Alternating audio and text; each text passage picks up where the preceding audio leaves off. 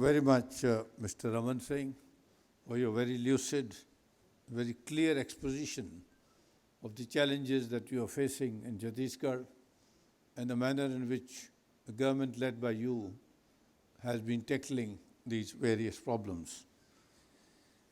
Now, before we proceed any further, I would like to make brief remarks on what we have been discussing here since morning.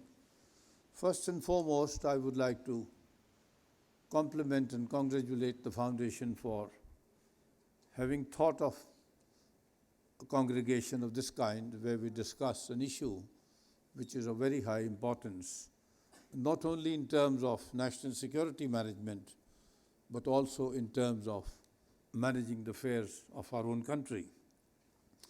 I have a little problem, I mentioned to Mr. Shakti Sinha, conceptual problem.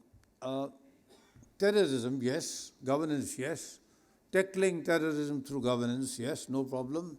But we must here distinguish terrorism which is imported into our country by our adversaries in the form of proxy war as in J&K. That species of terrorism is of another kind. It does not ipso facto, ab initio relate to governance.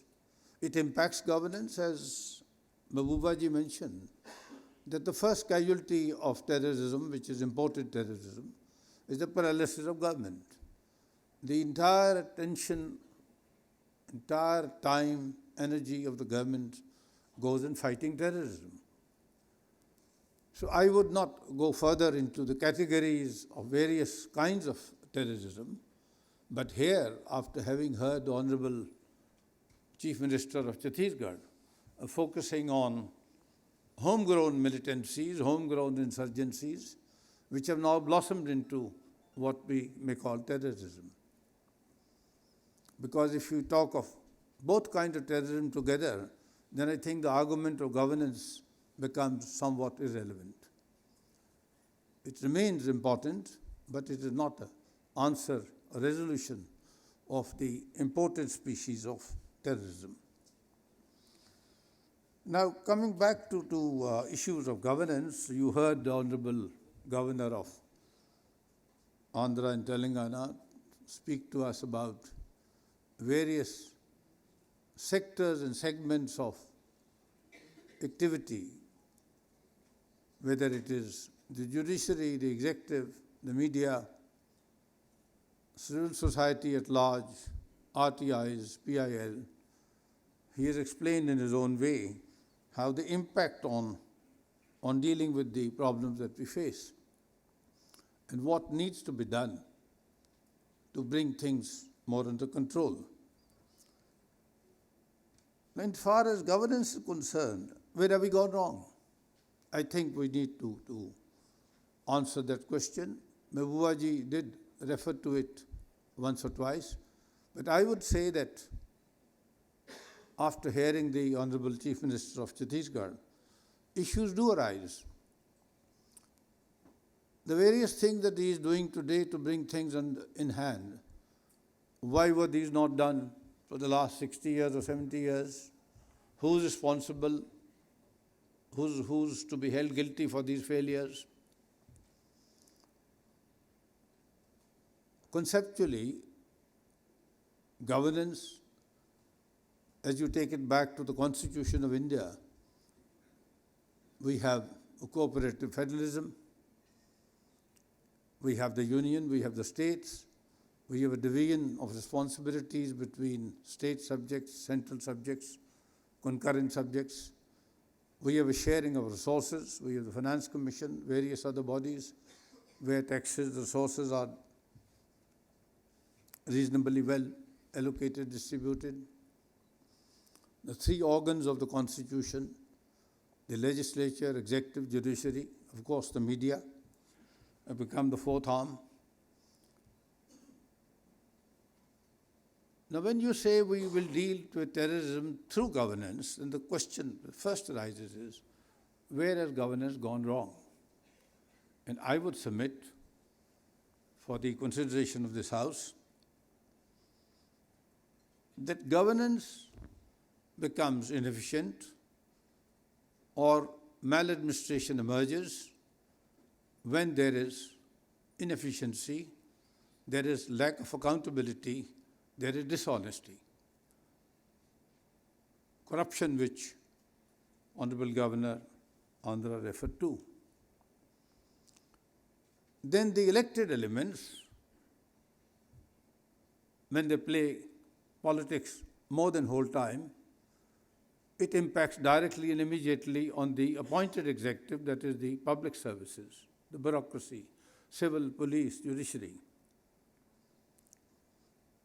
And when you run government through nepotism, through caucus, through groups, accountability starts getting eroded, public institutions start getting diluted, losing effect and impact, public delivery systems become inefficient and corrupt.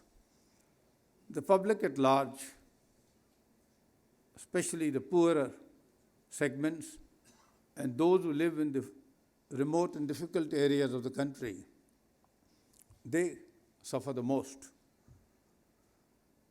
And when there is neglect, when there is discrimination, when there is lack of equity, there is no accountability, there is open corruption from top to bottom,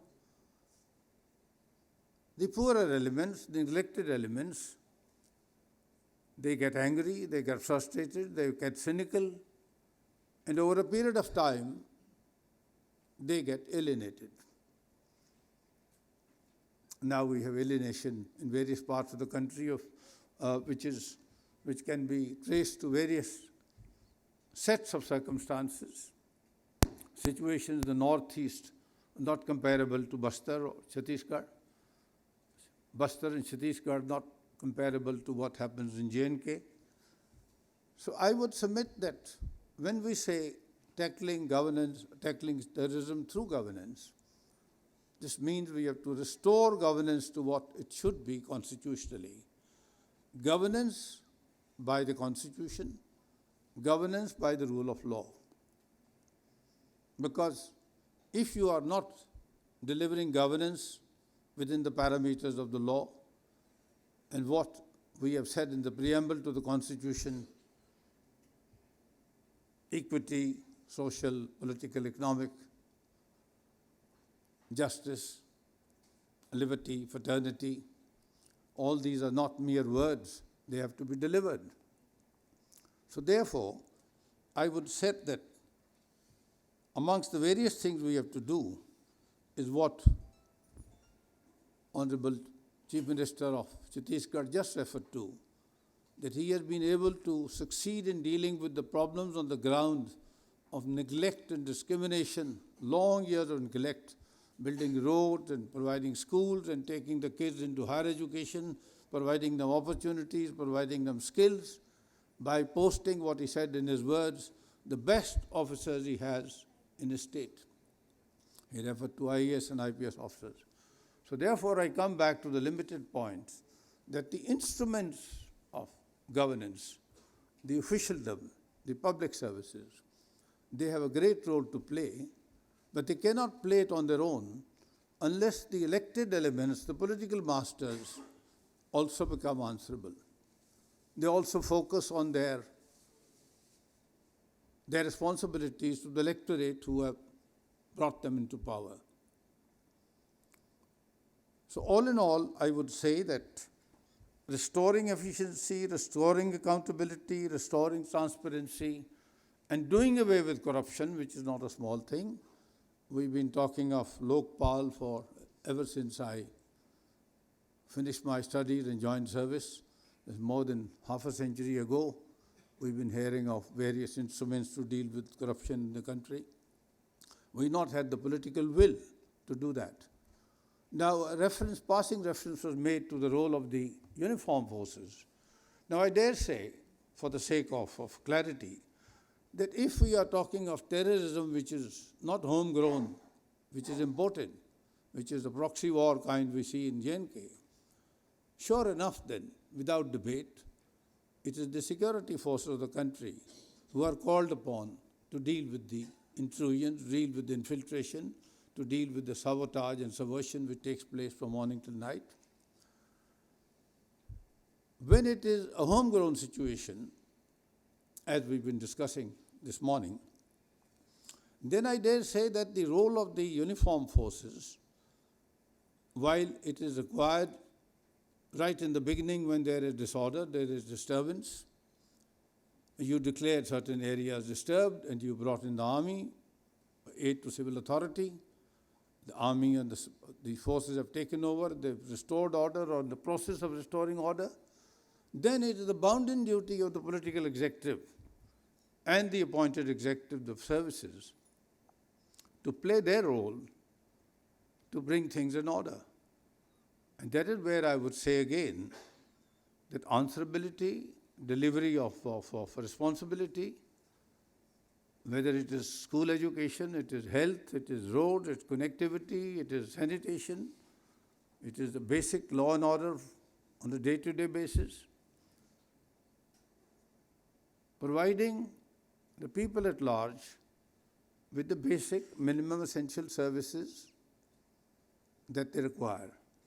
And if we fail in that, then you are sowing the seeds of unhappiness, dissatisfaction, which progressively then graduates into alienation, and alienation lends itself very readily to picking up the gun to settle scores. So now, as I was advised, we have a question-answer session. I would not go on indefinitely. I had much to say on the subject, but perhaps another day. Now, for the sake of having a reasonably meaningful question-answer session, I would say it could perhaps be divided in two broad parts. One is, do we need to ask ourselves any questions about terrorism? And I would say, for the sake of simplicity and making best use of time, that we take terrorism as it is, without going into genesis and all the various factors which contribute, radicalization, fundamentalism, and so on, and come straight to the subject of this morning session: how does governance correlate to terrorism? Ladies and gentlemen, now the discussion is thrown open. You may raise questions.